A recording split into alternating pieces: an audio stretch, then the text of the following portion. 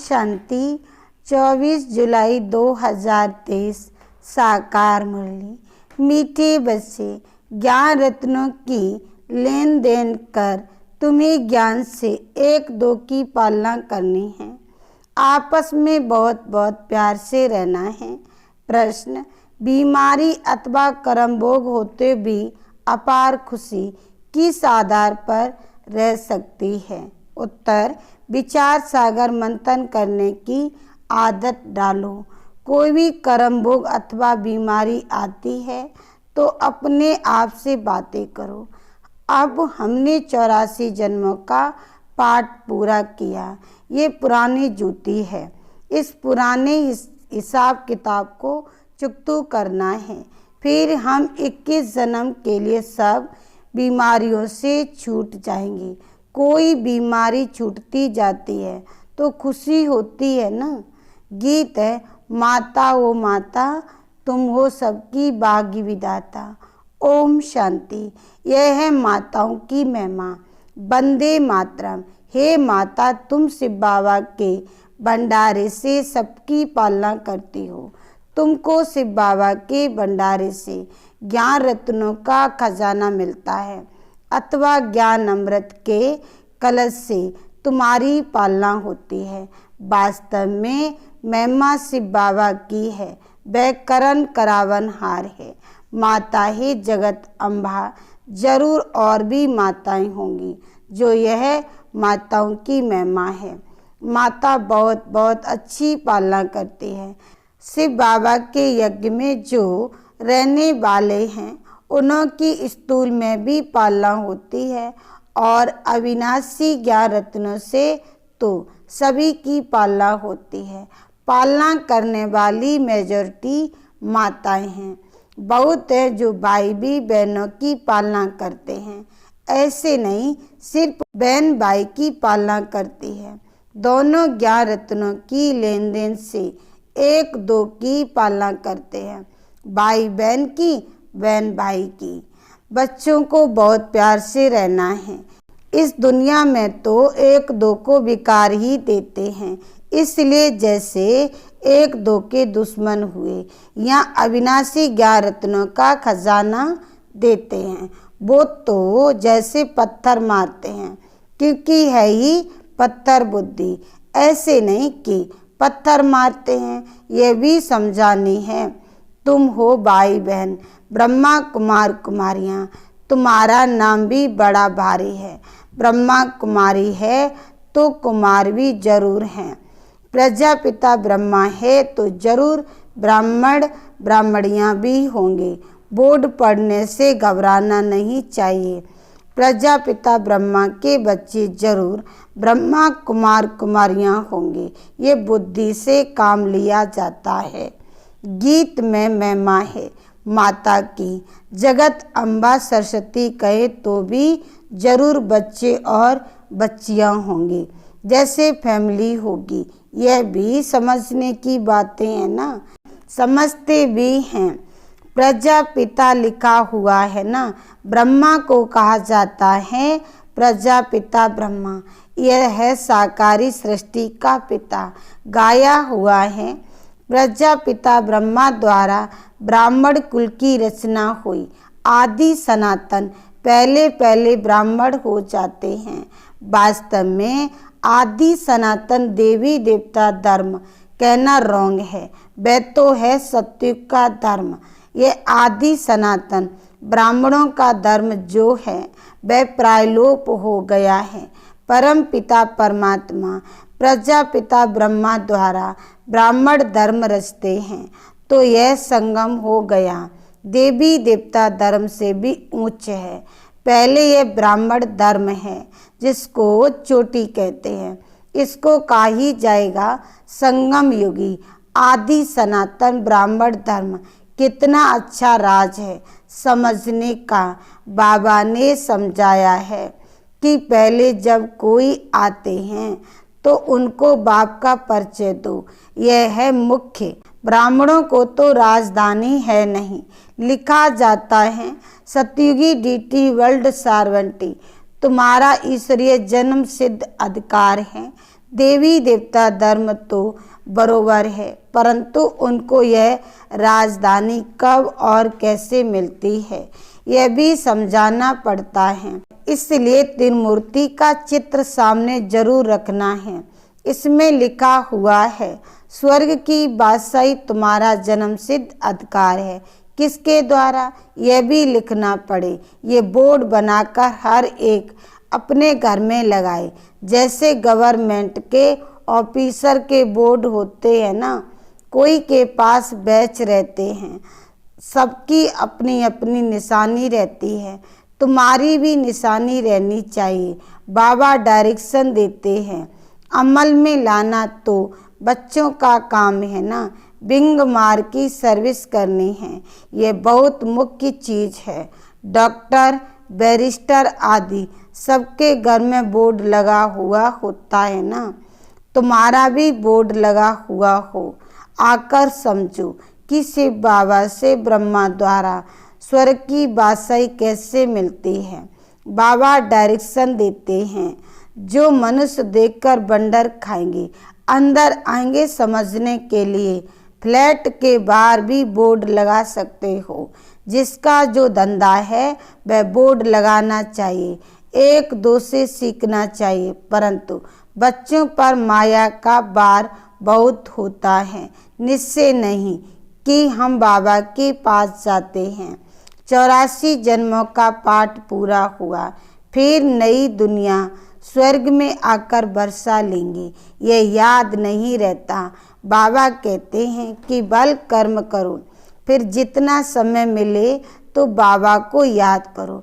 तुम यह ढिंढोरा पीटते रहो कि ये सबका अंतिम जन्म है, पुनर्जन्म मृत्यु लोक में फिर नहीं लेना है। तुम अभी जानते हो कि मृत्यु लोक अभी खत्म होना है, पहले निर्माण धाम जाना है। ऐसे ऐसे अपने साथ बात करनी चाहिए, इसको विचार सागर मंथन कहा जाता है।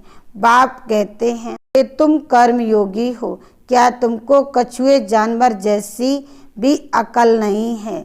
वो भी शरीर निर्वाह अर्थ घास आदि खाकर फिर कर्मेंद्रियों को समेट शांत में बैठ जाते हैं।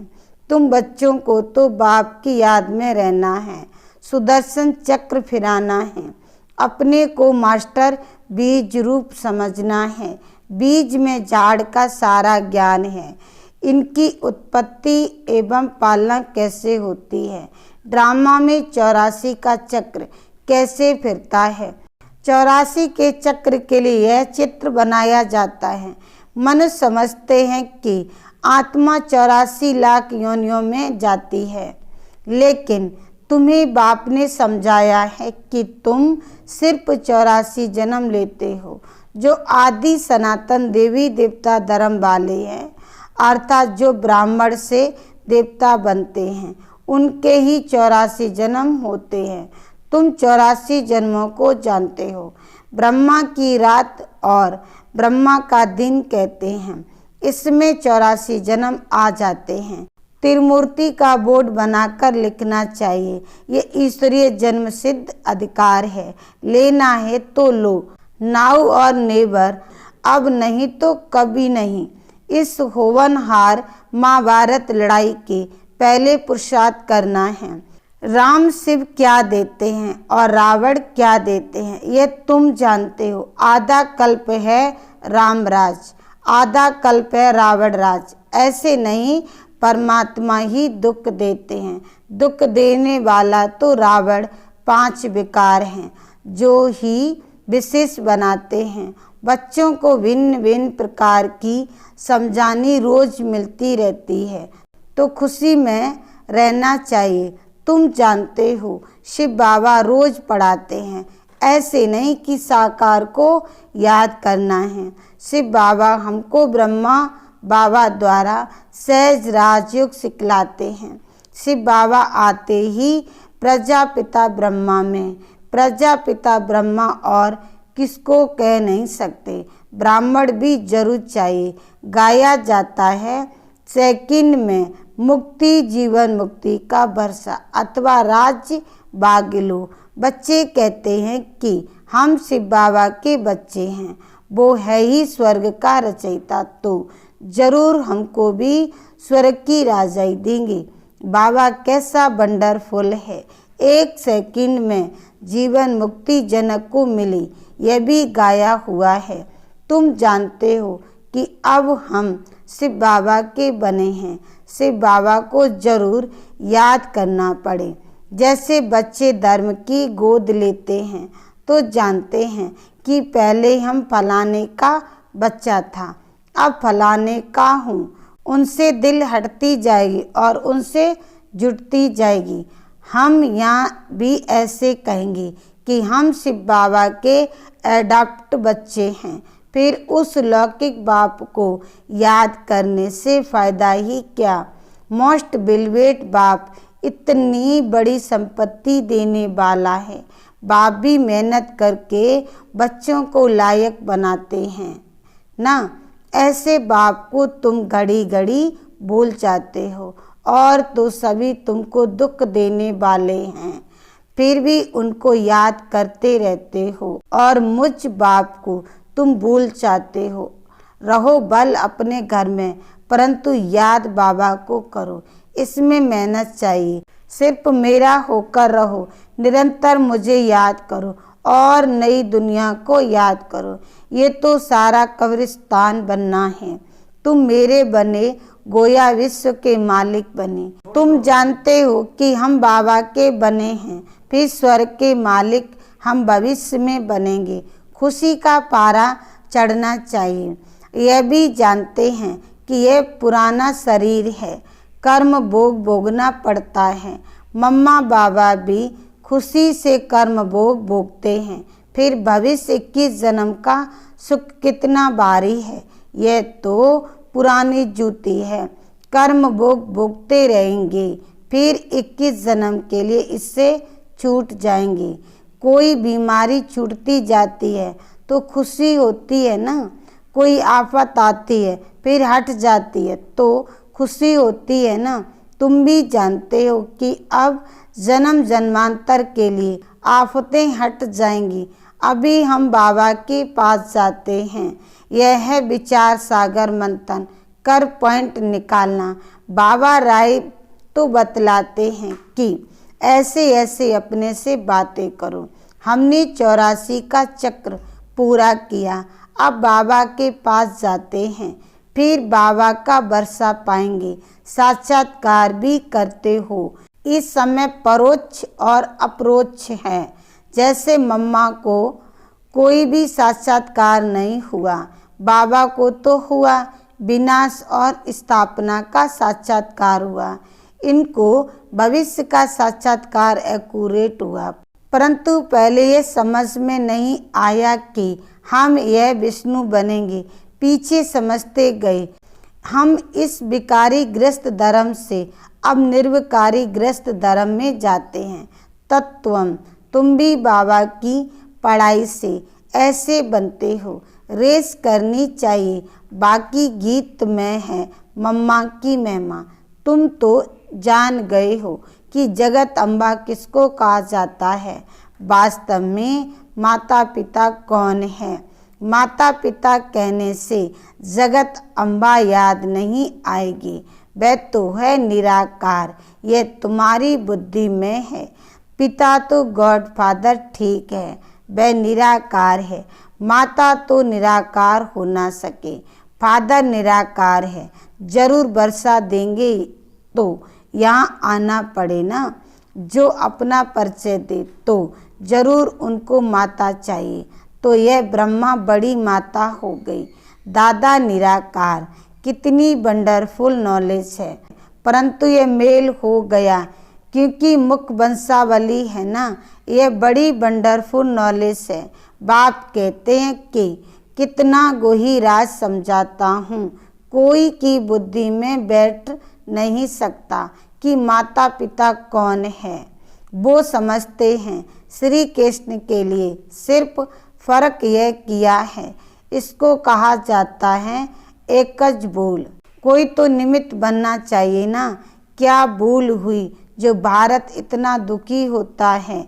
अब तुम जानते हो किसने बुलाया, कारण क्या हुआ जो भूल गए। बरोबर माया रावण ने बेमुख कराया है। जैसे बाबा करण करावन हार है, वैसे माया भी करण करावन हार दुख दाता है। वह करण करावन हार दुख दाता और वह शिव बाबा करण करावन हार सुख दाता। माया बाप से बेमुख कराती है। अब बाप खुद कहते हैं कि हे आत्मा, निरंतर मुझ बाप को याद करो। तुम हमारे बच्चे हो, तुमको वर्षा लेना है। सिर्फ मुझे याद करो तो विक्रम विनाश होंगे। बेहद के बाप की मत मिलती है ब्रह्मा द्वारा। गुरु ब्रह्मा कहते हैं ना, यह तो है ही भक्ति मार्ग की महिमा। गुरु ब्रह्मा मशहूर है। वह फिर कह देते ईश्वर सर्वव्यापी है।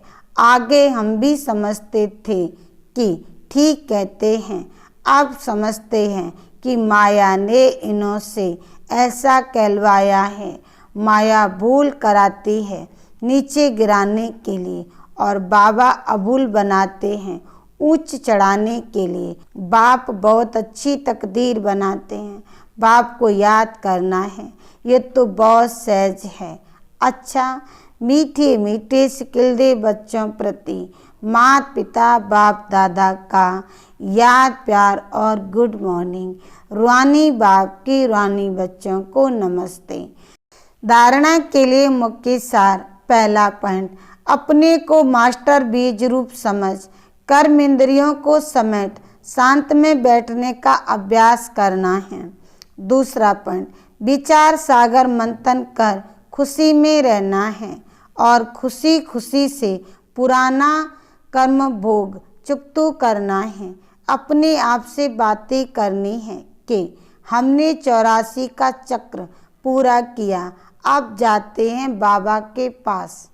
वरदान, रिगार्ड मांगने के बजाय सदा ऊंची स्थिति में रहने वाले सर्व के पूजनीय भव।